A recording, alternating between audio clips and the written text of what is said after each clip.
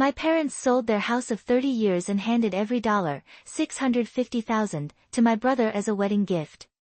I barely had time to process that gut punch before the next one landed. When I refused to evict my tenants so they could stay with me for a while, they showed up at the rental with suitcases, banging on the door like they already owned the place. That was the moment I realized they were not just crossing a line. They were invading my life. And what I did next is something they never expected from the understanding daughter. I should probably tell you who I was before everything snapped. My name is Kayla, and for the last 8 years I have built a small but solid interior design and custom furniture studio out of stubbornness, splinters, and way too much coffee. Most days you would find me in a soft linen shirt and jeans, leather apron tied around my waist, hair twisted up, sanding down walnut boards while the workshop heater hummed in the corner. The air always smelled like sawdust and wood oil, that mix of work and pride people underestimate until they see what those hands can actually make. Being underestimated has kind of been the theme of my life. I grew up in a house where the rules were never written down, but you learned them early. My brother, Tyler, the only son, was the investment. I, the daughter, was the support system. Be understanding, Kayla. Be understanding when Tyler gets the new bike. Be understanding when Tyler's summer camp costs more than your entire school year.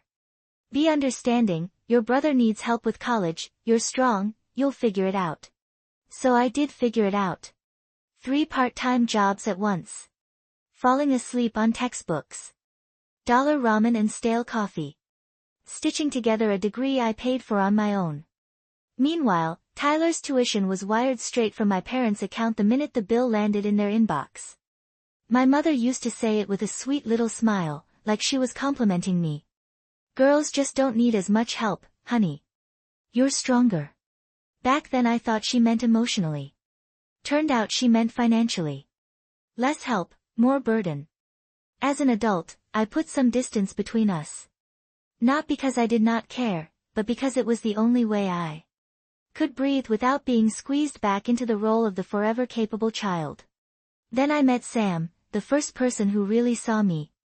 Not the version my parents had shaped with guilt and obligation, but the woman who fought her way into a craft she loved. We got married, bought a cozy place in a quiet suburb, and started talking about a family. Slow mornings with coffee on the porch. Late night lists of baby names whispered in the dark. Quiet jokes about who the baby would take after. It was the kind of soft, steady future I had worked a decade to earn.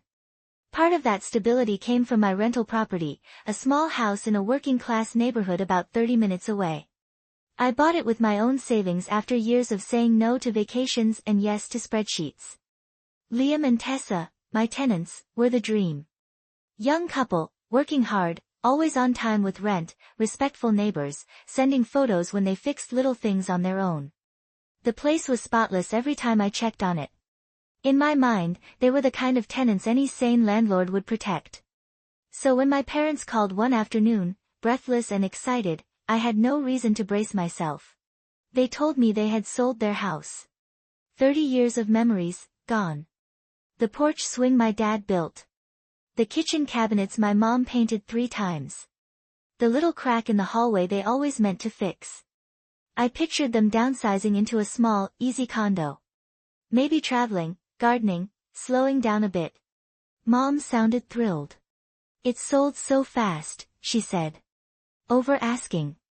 Can you believe it? I smiled into the phone. Good for you. So what's the plan now? We gave the money to Tyler, she said. All $650,000. Isn't that wonderful?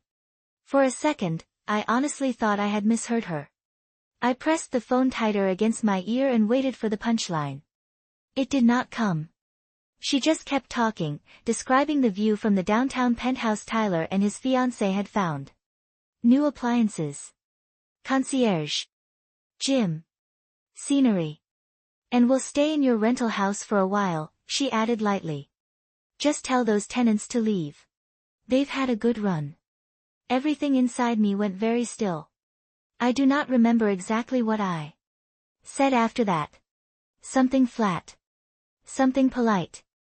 Automatic words while my brain unplugged to protect what was left of my sanity. When I hung up, I just stood there in my studio, holding the silent phone, surrounded by clamps and boards and the sharp, clean smell of freshly cut oak. My parents had just gifted my brother $650,000. Every cent from a house they had built their life in. And without blinking, they decided my property, my investment, would be their personal safety net. No request. No conversation. No, can we talk about options? Just a decision made in a sentence, tell those tenants to leave. That night, I told Sam. He stood at the kitchen island, hands pressed against the countertop, jaw tightening as he listened. You're not actually considering evicting them, he said quietly. Of course not, I said, almost offended he had to ask. It's not even legal. And it is not right, he added. I nodded, but my stomach knotted up because I knew my parents. They did not handle boundaries. They walked through them. The next morning, the campaign began. First my mom, soft voice, fragile tone. Kayla, sweetheart, you sounded stressed yesterday. We just need a place for a bit. You know how hard it is to find something short-term. Then my dad, sterner, heavier. Your mother is upset. You need to fix this. That house is just sitting there. It is not sitting there, I said. It is rented. They have an active lease. I cannot just throw them out because you want it. You can, he snapped. You just don't want to. I can't, I repeated. It is illegal. And it is wrong. Logic only works on people who are willing to hear it. By lunch, Mom was crying on the phone, accusing me of turning my back on family. By evening, Dad was lecturing me about duty and, after all we've done for you. By the next day, relatives I had not spoken to in months suddenly remembered my number. My Aunt Carol called at 7 in the morning. Your parents sacrificed everything for you too, she said. They gave Tyler the money so he wouldn't struggle like they did. They just need a place to land. You have one. Why are you being so cold? It is not spare, I said. I have tenants. They have a contract. You're the successful one, she snapped. You should help. That was the script.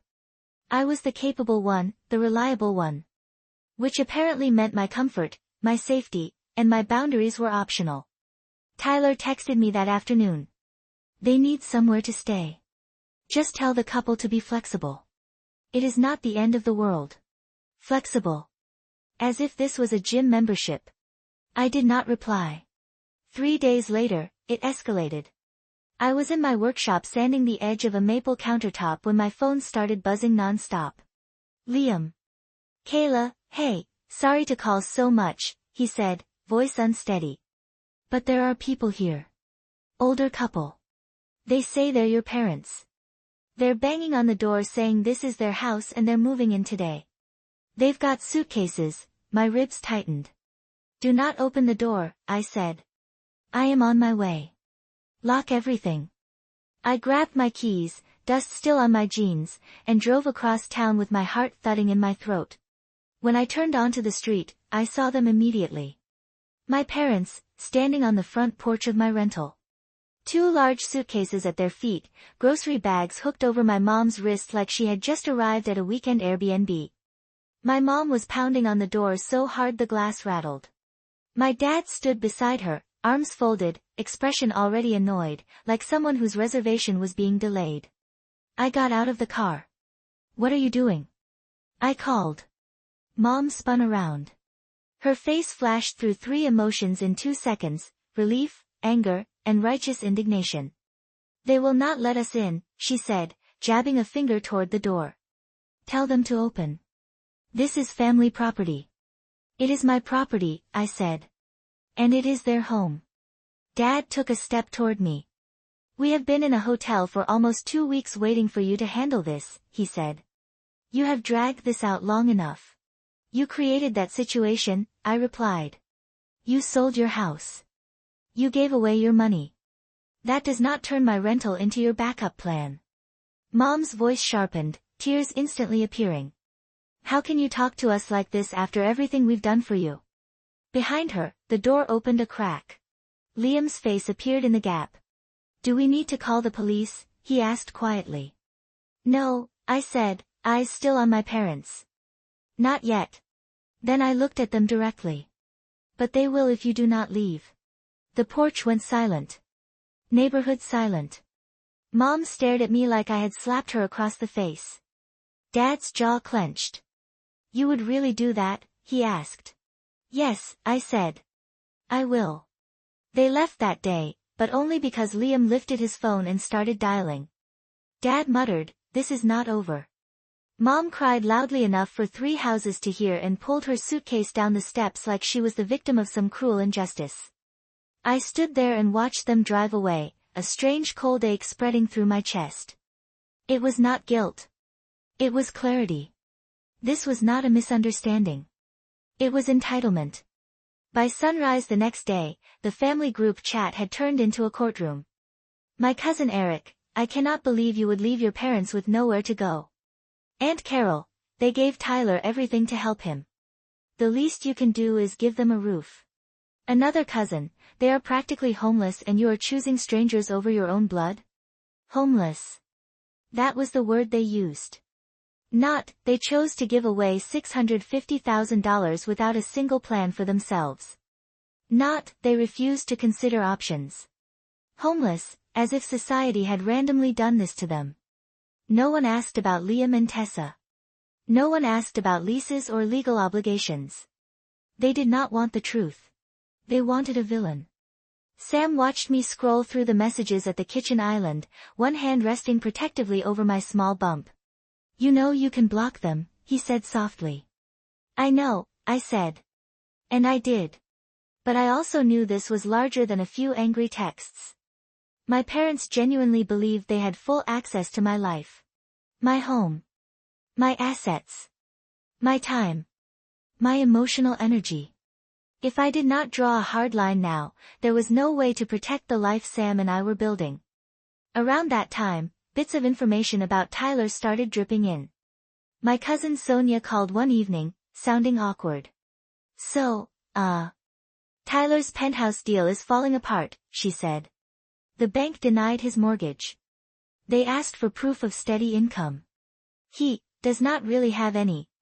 Without the loan, he cannot close. And if he cannot close, the deposit does not come back. Translation, my parents' $650,000 was gone unless some financial miracle appeared. 2 days later, Tyler finally called. He did not sound embarrassed. He sounded irritated. Look, he said, things are tight. The bank is being ridiculous. Brittany and I still need to pay the venue. We are short, like, 18 grand. Can you help or not? 18,000. Said the way you might say, $50. No, I said. There was a beat of stunned silence, then a disbelieving laugh. Wow. Real supportive, Kayla. Supportive, I repeated. You mean the way Mom and Dad were supportive when I was working 3 jobs and sleeping in my car? Or a different kind of supportive? He hung up on me. That night, after one more wave of guilt messages from relatives about being cold and ungrateful, something in me settled. I opened my laptop and wrote an email. No emotion. No apologies. No open-ended phrases. Just a clean timeline, asterisk date my parents sold their house. Asterisk amount they gave Tyler. Asterisk date they announced they were moving into my rental. Asterisk copy of Liam and Tessa's lease. Asterisk the day they showed up with suitcases. Asterisk the legal rights of tenants under state law. At the end, I wrote one sentence. If anyone believes my parents deserve housing more than my tenants do, please let me know when they can move in with you. Then I hit send to 30 people. The group chat went dead. A couple of quiet weeks passed. No calls from my parents. No angry paragraphs from Eric. No texts from Tyler, demanding I step up. For the first time in a long time, the house felt peaceful. Sam and I stood in the nursery one Saturday morning, paint rollers in our hands, arguing playfully over whether the walls should be sage or pale beige. Light streamed through the window. The air felt softer. I could feel my shoulders actually drop. Then the doorbell rang. Not once. Over and over. Sam checked the porch camera and his expression changed. It's them, he said. I opened the app. There they were. My parents on the front step, dressed nicely like they were arriving for a holiday dinner instead of ambushing us after weeks of attacking me behind my back. Mom held a bouquet of flowers like a prop. Dad had a grocery bag in one hand. She leaned toward the camera, smiling so hard her eyes looked tight. Sweetheart, she cooed. We brought ingredients for your favorite pot roast. Let us in. Sam looked at me. This is not an apology. This is strategy. He was right. My dad stepped closer. We have had time to cool off, he said. We said things we did not mean. Let us in so we can talk like adults. Talk like adults. I had heard that phrase from him my entire life. It always meant, sit down, listen, and eventually agree. I stayed in the hallway, phone in my hand, watching in silence. Mom's voice turned trembly. Please, honey. We have been staying somewhere awful. We are exhausted. We miss you. Think about the baby. Don't you want us involved? There it was. The hook. Involve us. Let us in. Hand us control. I did not move. Dad's voice snapped, the softness gone. Kayla, this is childish. Open the door. We are your parents. We deserve respect. Respect had always been a one-way street in our house. Upward only. When I still did not respond, his jaw hardened. If you do not let us in, we will stay here until you do, he said. You cannot ignore us forever. My heart thudded, not with panic, but with certainty. This was it. The final push. The last attempt to yank me back into the script where I give in and they pretend nothing ever happened. Instead, I opened the phone app and called the non-emergency police line. Hi, I said calmly. I need to report ongoing trespassing and harassment from the same individuals who attempted to gain access to my rental property last month. They are now at my home and refuse to leave. Sam watched me with this quiet, proud look that made my throat sting. Outside, my parents kept ringing the doorbell and talking into the camera, unaware they had finally pushed me past a line I would not uncross. A patrol car turned onto our street a few minutes later. Through the camera feed, I watched their faces change when they noticed it. Fear, then anger. The officer walked up the path and spoke to them. I could not hear every word, but I caught enough. Sir, ma'am, the homeowner has requested you leave the property. You have been warned before. If you continue, it can become a criminal matter. Mom pointed at the door, voice shaking. We are her parents. She is confused. She is pregnant, emotional. She needs us. Sam opened the door just enough to speak to the officer. She is not confused, he said. We have told them multiple times to leave us alone. Dad glared into the camera, eyes hard. You will regret this, Kayla, he said. You will wish you had us when you need us. But the truth was, I had needed them many times. They just were not there. Now that I was finally standing on my own, they wanted to claim the ground under my feet. The officer stayed until they left. Slowly. Dramatically. My mom cried. My dad huffed. They walked down the driveway like tragic heroes. When the street was quiet again, the officer nodded at me and left. Sam wrapped his arms around me in the hall. I did not cry. Instead, I felt something inside me loosen, like a knot finally untied after years of strain. I breathed in and the air actually reached the bottom of my lungs. 2 days later, Tyler called again. What the hell did you do? He snapped the second I answered. Mom is hysterical. Dad is embarrassed. You called the cops on them. I protected my home, I said. You humiliated them, he fired back.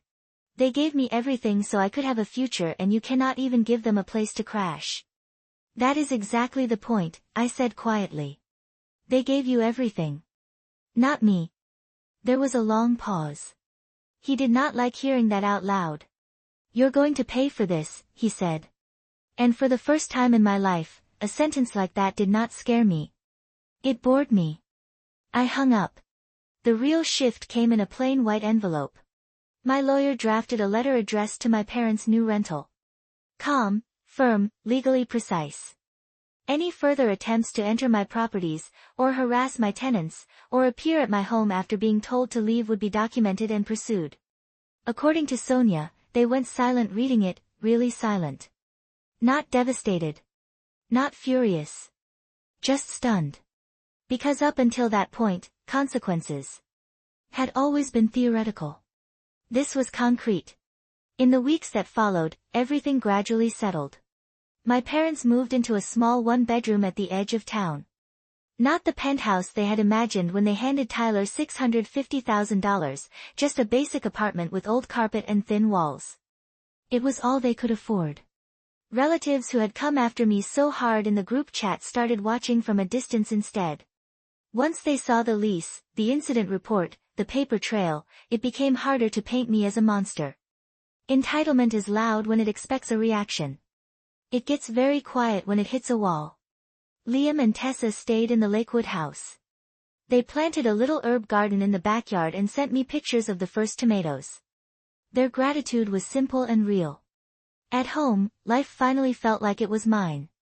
Sam and I finished the nursery, painting the walls a soft leafy green. We assembled the crib on a Sunday afternoon with music playing low in the background. Every screw we tightened felt like a promise. Our child would grow up in a home where respect did not mean erasing yourself. The hardest part of all of this was not calling the police on my own parents. It was admitting how long I had lived small. How many times I had swallowed my anger and shrunk myself to keep the so-called peace. But peace that depends on you staying silent is not peace. It is surrender. The day I stopped surrendering, my life opened. My parents may never understand the boundary I drew. They may tell their version of the story until the day they die. That is their choice. Mine is different. My child will grow up with grandparents only if they learn how to show up with love, not entitlement. That is the legacy I am building. If any part of this hit close to home, let me know in the comments where you are watching from. And if you want more stories about finally choosing yourself over guilt, make sure you subscribe so you do not miss the next one.